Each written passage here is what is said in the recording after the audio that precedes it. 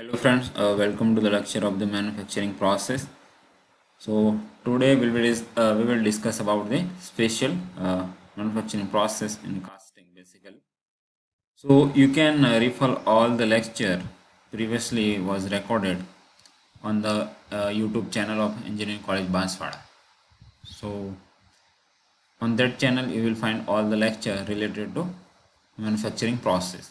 So today we'll start about the cell mold casting. So this is actually one part of the, or we can say one type of the casting.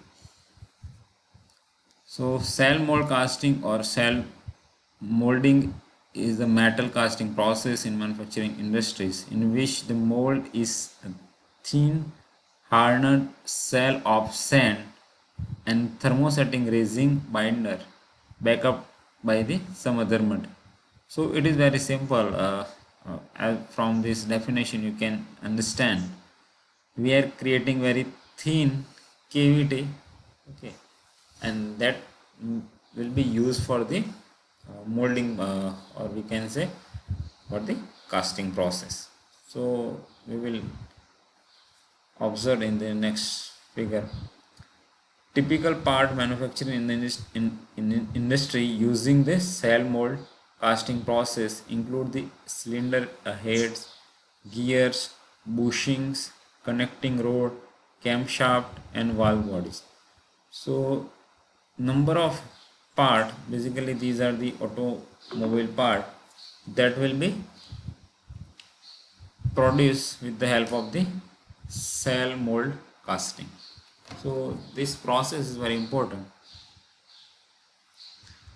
Here two figure has been shown in this slide. You can understand, like we in blue color the metal pattern is actually attached with the half side of the mold. Actually at the bottom side in box you can see there is a mixture of the sand with thermosetting resin binder, okay, and other material. So you can see here we have a pattern and we have a sand mix material with the binder. So what we will do, we will rotate that box and that mixture will be stick on the pattern boundary. As you can see, here we have a metal pattern, and the bottom figure you can see we have rotated at the 360 degrees basically. 180 degree, sorry, 180 degree. So that sand mixture will be settled down on the pattern. Then we will go to the next figure.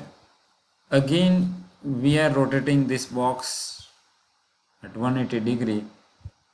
So some sand mixture will be stick on the outer periphery of the pattern. As you can see in earlier figure, you can see here we have a only on first figure you can see the pattern with this simple boundary without any sand, but in this figure you can see pattern with the some boundary of this sand, and rest of the sand will be settled down at the bottom, okay.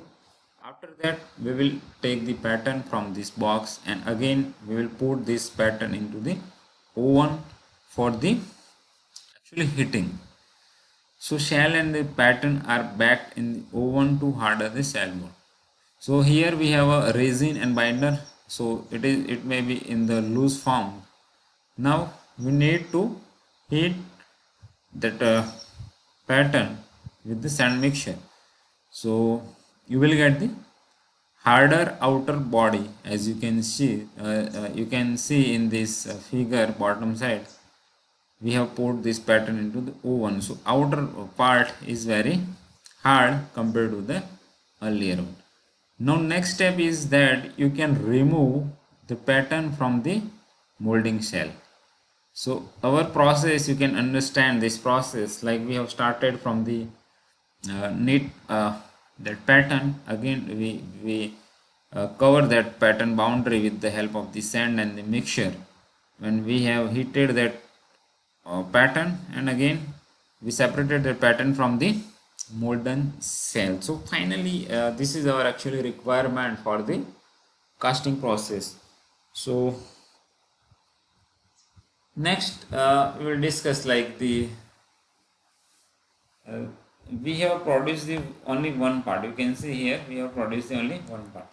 So here again you can see we can attach both the part and we can create the mold. Like here we have molding sand, molding cell, half of the casting, and here at the right side is the half of the casting. Now we will put together and we create the mold. Like here you can see here we have container and molding shell. Okay, that was created from the pattern. So remember this thing, and metal shots. So we will move to the next slide. Okay, that was your complete process. Now you have to pour the molten metal in this uh, cavity and you will get the final product. And again break this mold and take your final casting product. So some properties and consideration that you have to take care of the during the cell mold casting. Okay, the internal surface of the cell mold is very smooth and rigid. Okay, because that will be reflect into your final casting.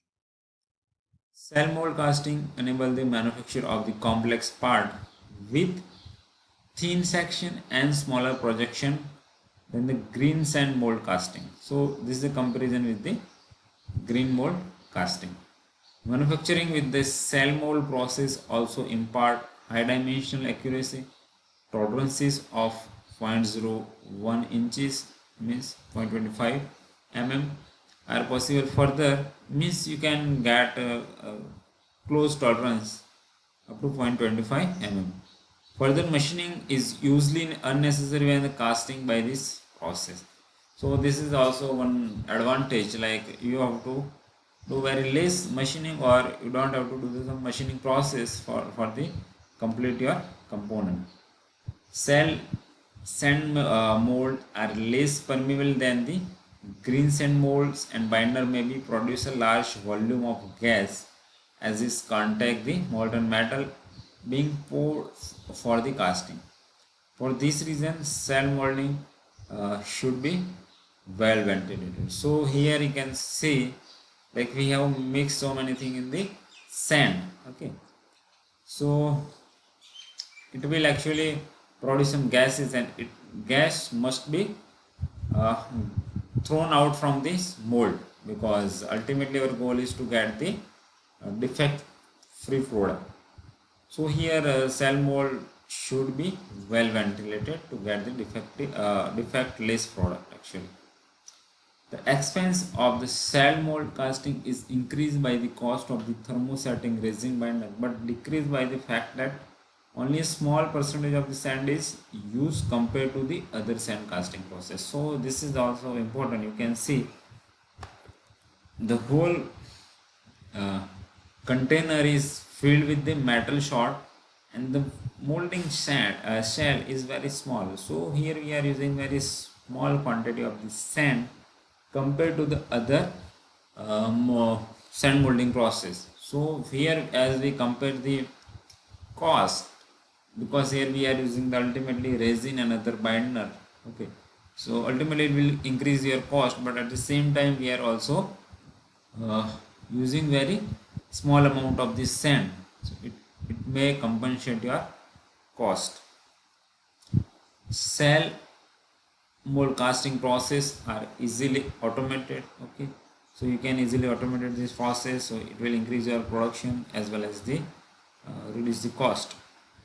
Manufacturing by cell casting may be economical for large batch production. So when you want to produce the component in 10,000 quantity or more than 10,000 quantity, so at that time you can use the cell mold casting.